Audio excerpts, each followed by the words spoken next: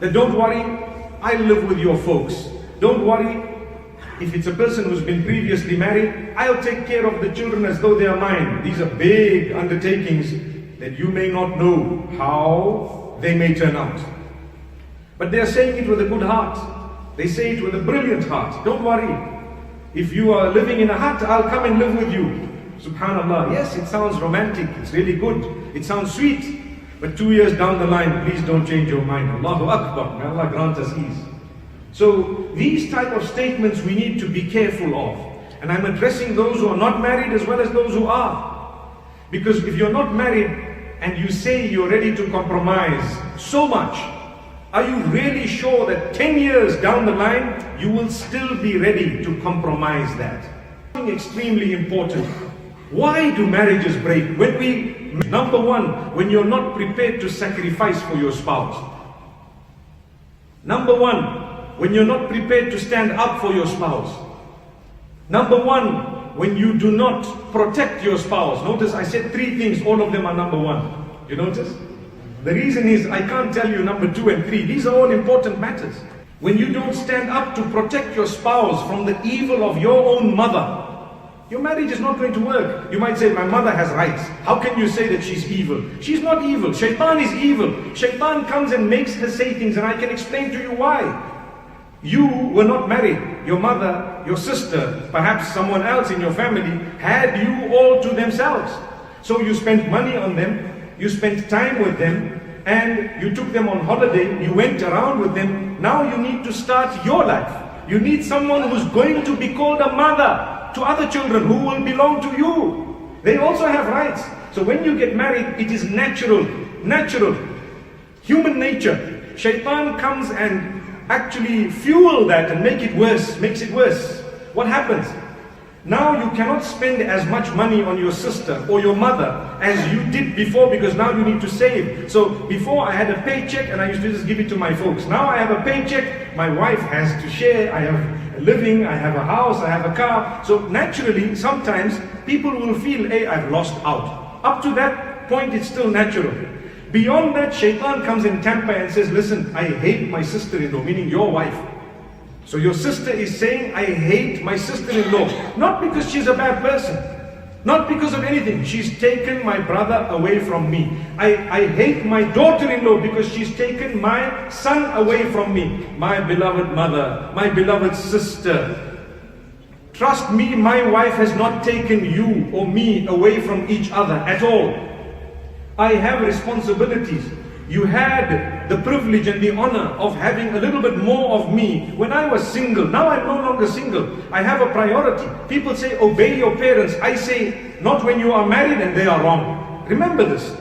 Don't think it's noble to obey your parents when they are glaring you in the face with something haram, something wrong. They are usurping the rights of your wife. They cannot be obeyed. There is now someone who is a mother to your children, who you need to consider. Yes, we will side with what is right and who is right, whether it's your mother or your wife. Remember this. So I'm not saying that your parents should be disregarded. No, respect them at all times. You know, if you go back to the Quran and to the Sunnah of Muhammad ﷺ, he never says that you blindly adopt and accept everything your parents say. Not once did he say that. Not even once. In fact, the Quran says, وَوَصَّيْنَا الْإِنسَانَ بِوَالِدَيْهِ حُسْنًا. In another place, إِحْسَانًا. Allah has asked you to be good and kind to your parents. He did not say obedient. Remember, why? Because obedience belongs to Allah. That's what it is. If your parents are right, I will adopt what they are saying because they are right. If they are wrong, I will kindly tell them, respectfully tell them that you are wrong. Allahu Akbar. So I owe them kindness.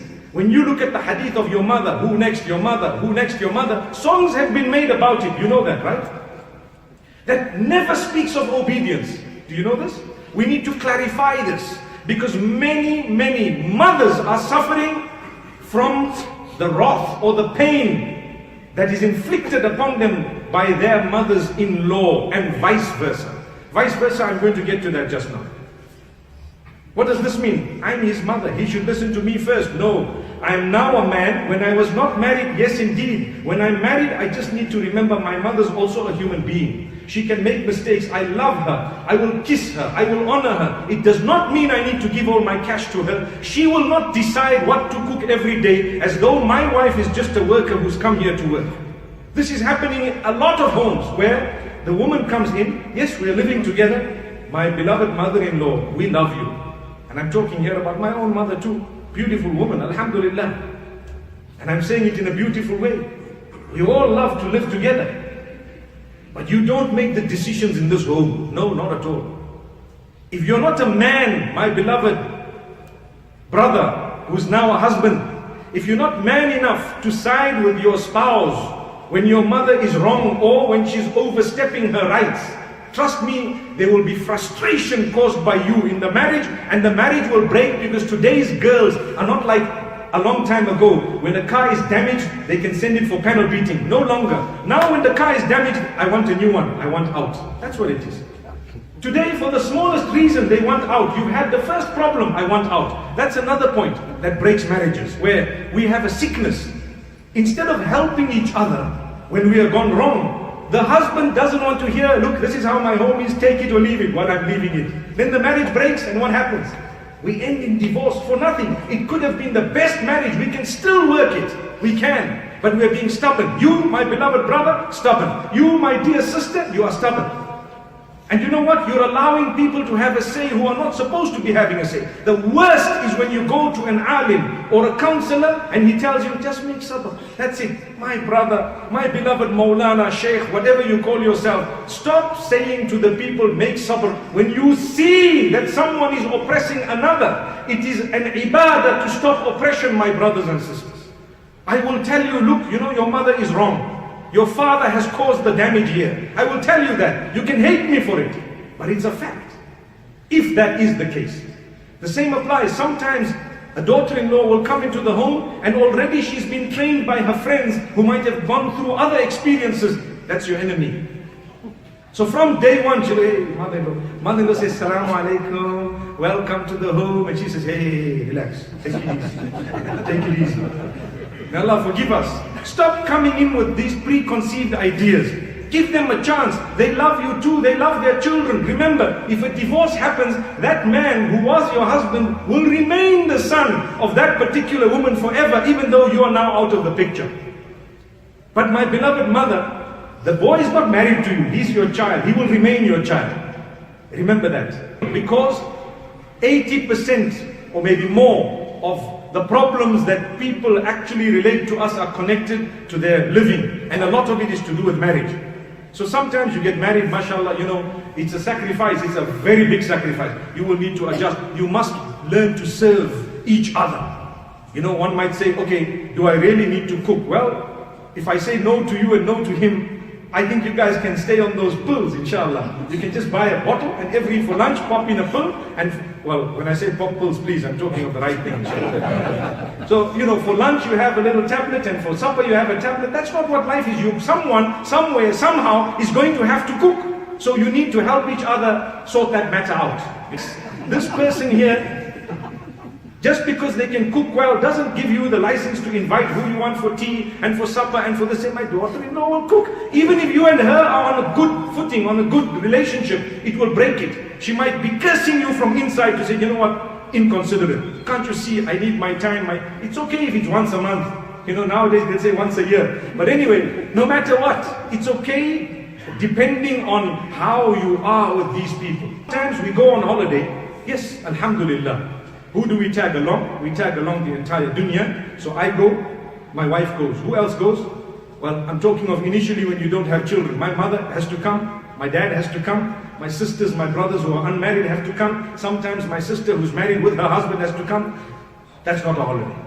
To be honest with you, if you have a family who loves doing that and genuinely they're all looking forward to it, you are fortunate.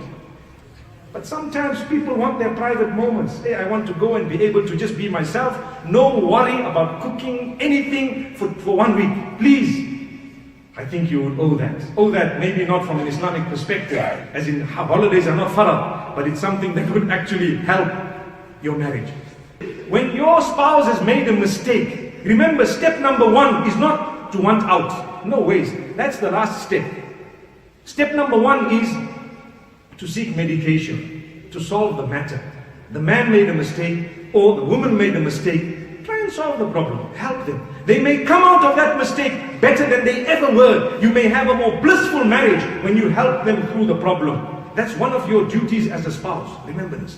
With us, one problem, hey, I saw a message, it just says, I love you. Who the hell is this guy? I want out, I'm going. I don't want to talk to you, out. The man says, talak, talak, talak. You know how it's like a lawnmower. Allahu Akbar. People think they're mowing the lawn. That's not how you divorce a woman. That's actually worse than an animal's way of speaking. And then you find out, oh, that was just a message from her mother or her father. And then you hit your head. Too late. Astaghfirullah. May Allah forgive us.